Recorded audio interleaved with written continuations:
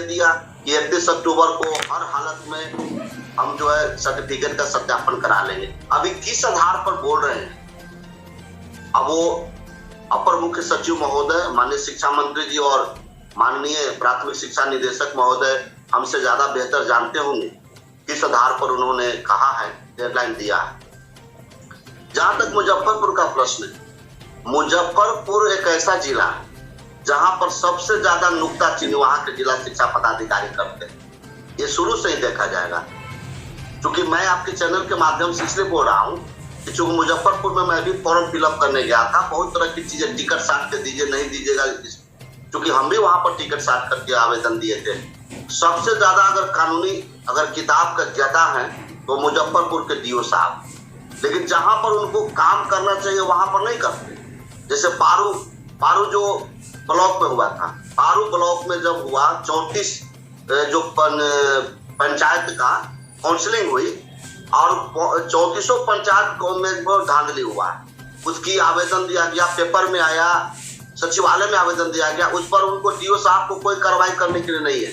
लेकिन वो जो बोर्ड है वो बात तो सही है कि वो इस तरह से अभी अपलोड ही नहीं कर पा रहे। कहीं ऑपरेटर नहीं है, कंप्यूटर का ऑपरेटर नहीं है, तो कहीं स्टाफ की कमी है, तो इस तरह की चीजें की जा रही है।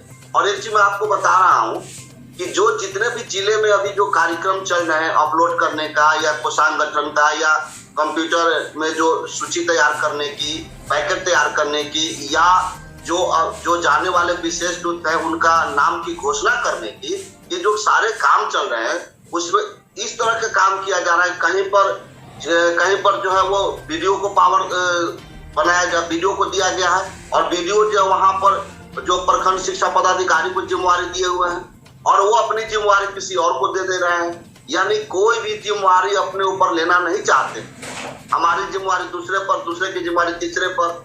तो इस तरह का ये काम शिक्षा विभाग बहुत अच्छी तरीका से जानती है कि हमारे जो भी जिला शिक्षा पदाधिकारी हैं वो बिल्कुल ही जो काम अभी तक किए हैं वो संतोषजनक काम नहीं हुए हैं। इस बात की हमारे माननीय मुख्यमंत्री जी और हमारे माननीय शिक्षा मंत्री जी भी अच्छी तरह से जानते हैं।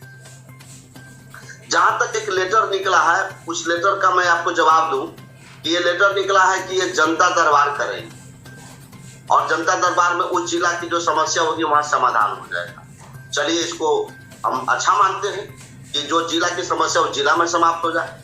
लेकिन मैं पूछना चाहता हूं कि आप वो जनता दरबार की जिम्मेवारी उनको दे दिए और सर्टिफिकेट सत्यापन की जिम्मेवारी दे दिए, और जो पहले से वहां के नियुक्त जो शिक्षक हैं उनके बारे में भी बहुत तरह की पत्री, लेटर या कुछ भी बहुत तरह के जो ऑफिशियल मैटर वो काम है, तो कितने काम उनको जिम्मेवारी आपने दे दिया। अब वो एक भी काम को सही ढंग से कर पाएंगे कि नहीं कर पाएंगे, ये तो हमसे ज्यादा बेहतर अपर मुख्य सचिव महोदय ही बता सकते हैं। और कोई भी काम को अगर आप डेडलाइन दे रहे हैं, वक्तव्य दे रहे हैं, तो उस पर आप कायम रहिए। और मैं बार बार, क्योंकि हम लोगों का ये महापरिचर्चा शुरू करने का एक ही कारण है कि हम लोग जिस जिला में या जो भी काम हो रहा है शिक्षक नियोजन प्रक्रिया से संबंधित, उसके बारे में सरकार को भी हम हेल्प करें, अपडेट दें, ताकि सरकार उस पर ध्यान दे। हमारा कोई ये लक्ष्य नहीं है कि हम डेली आकर के सरकार को हम आलोचना करें, पर्यालोचना करें। या मैं महापरिचर्चा में चाहूँगा कि शेखर सर को भी शामिल करूँ और मैं उनके पास जाना चाहूँगा।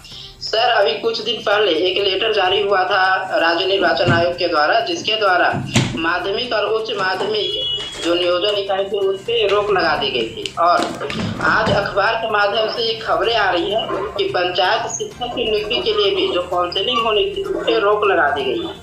तकरीबन 1338 पंचायत नियोजन इकाई हैं और 30 नगर निकाय हैं जहाँ पे काउंसलिंग होनी है।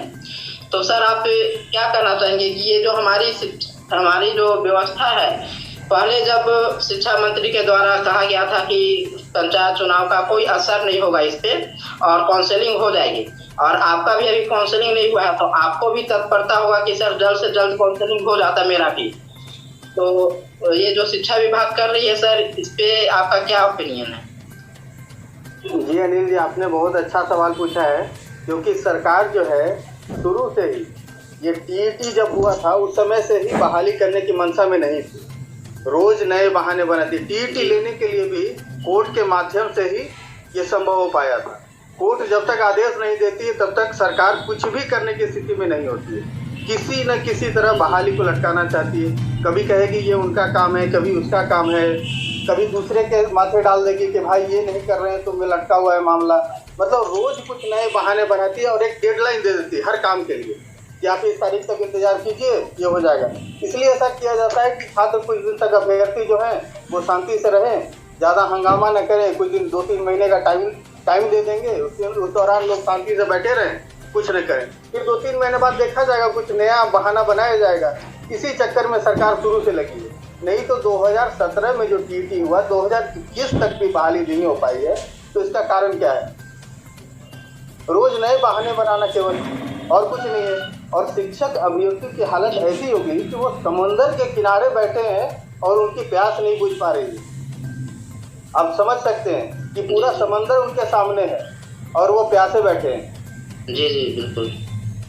तो ये सरकार चाहती ही नहीं है कि बहाली इसका समय हो जाए। और सबसे बड़ा कारण है कि इनके पास सोर्सेज नहीं है।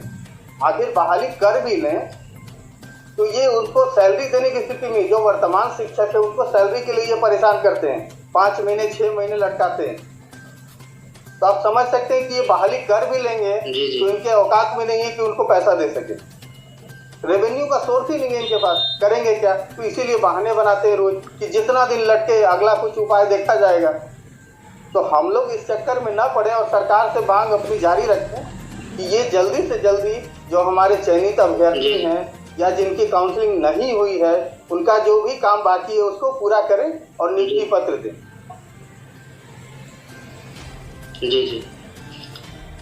अब मैं अमृता मैम के पास आना चाहूँगा। अमृता मैम, आप तो काफ़ी सक्रिय रही हैं, आंदोलन में भी हमेशा जाती रहती हैं और आप देख रही हैं हमारी जो सरकार है उसकी जो रवैया है वो देख रही हैं।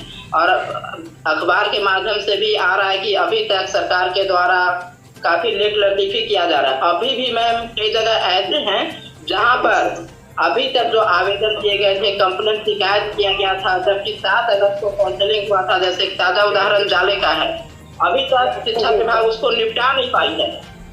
तो ये शिक्षा विभाग आगे कर क्या रही है? और जब भी बात किया जाता है अपर मुख्य सचिव संजय सर से या शिक्षा मंत्री जी से, तो बोलते हैं कि ये हम लोग अभी लगे हुए हैं और बहुत जल्द कर रहे हैं। आप लोग को जितनी जल्दी है उससे कहीं ज़्यादा जल्दी हमें है कि आप लोग को विद्यालय में भेजे। तो 7 अगस्त को काउंसलिंग हुई थी और आज 21 अक्टूबर हो चुका है और अभी तक ये जाले में दरभंगा में काउंसलिंग हुआ था, वहाँ पे कुछ 7 अभ्यर्थियों का आवेदन आया था, उनसे अभी तक नहीं सुलझाया गया है। ऐसे तमाम उदाहरण पड़े हुए हैं। तो आखिर इतनी